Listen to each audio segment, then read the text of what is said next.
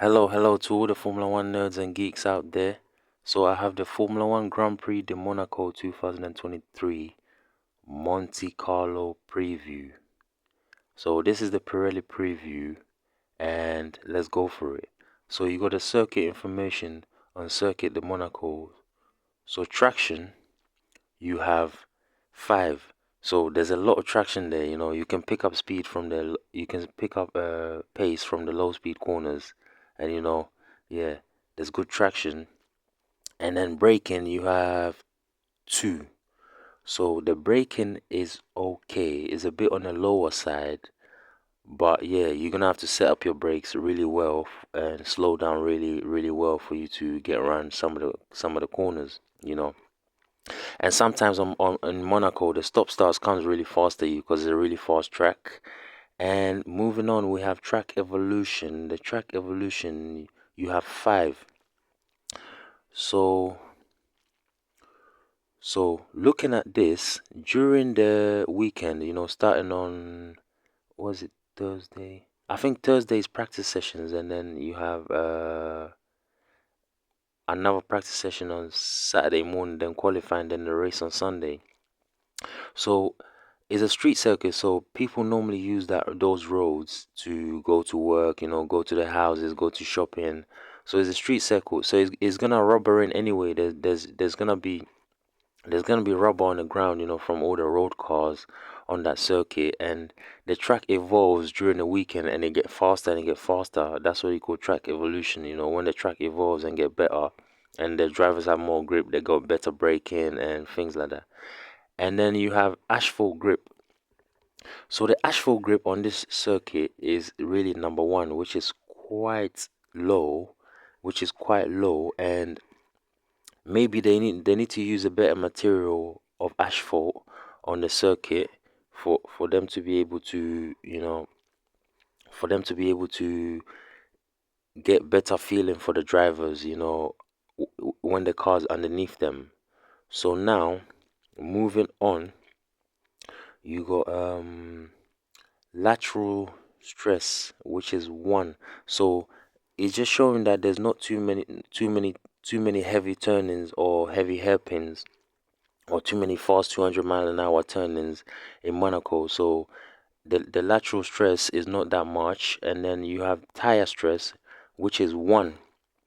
Well, I'm a bit surprised because I thought that the tire stress will be a little bit more, but 1 is okay, which means that you can do a one-stop strategy because the tire is not gonna take too much stress. So definitely there's a one-stop strategy on the cars in Monaco. But I remember from last year it was raining, and when it was raining, you had a mixed strategies, and Sergio Perez ended up winning the race. And yeah, moving on, you got asphalt abrasion. So asphalt abrasion is 1 as well, which is quite low. But I think the lower it is, the better it is. Because if the abrasion is higher, that means the tires wear out much quicker. And then you have downforce, which is 5. So surprisingly, this short circuit, and very small circuit, has a downforce of 5. You can put that up to the track layout, yeah, and you can put that up to the track specifics, and how it's set up and that, and the rubber on the track, and probably the modern cars as well have good downforce as well. So yeah, we have to give it to them, the designers. And then you have number of laps, which is 78. You have the circuit length, which is 3.337 kilometers. You have the race distance, which is 260.286 kilometers. And you have the lap record, which is 112.909. Lewis Hamilton from 2019. And then moving on, the tire compounds that will be used at that circuit. Let's go for it. So you have the C3 version, which is the hard tire, and that tire will be able to give you a one-stop strategy. It can go long. And then you have the medium tire, which is a C4, which is a yellow wall. So the hard tire is a white wall, and then the C4 tire is the medium with a yellow wall.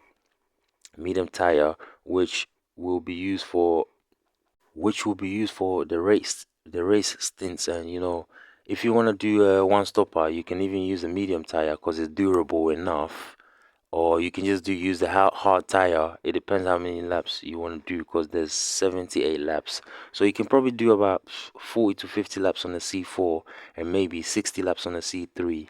And on the soft tier, that's the tire they're gonna use for qualifying and the race simulations and practice and stuff like that. Sorry, the qualifying simulations and practice and stuff like that. Or if you want to have an alternative strategy, you can throw the soft tire into the mix. Maybe you can start on a soft tire and you extend it as much as you can if you're up the front, and ditch it for one of the hard compounds towards the end of the race if you got good pace.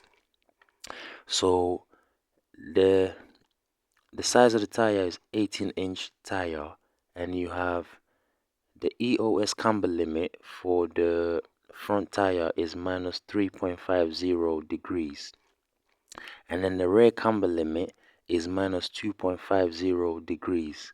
And then you have the minimum starting pressures for the slick tires, which is the front tire is 21.0 psi front, and rear is 19.5 psi. So yeah, guys, this is the race preview for the Monaco Grand Prix 2023. I hope it's an exciting race, and I hope everyone that goes there enjoy it.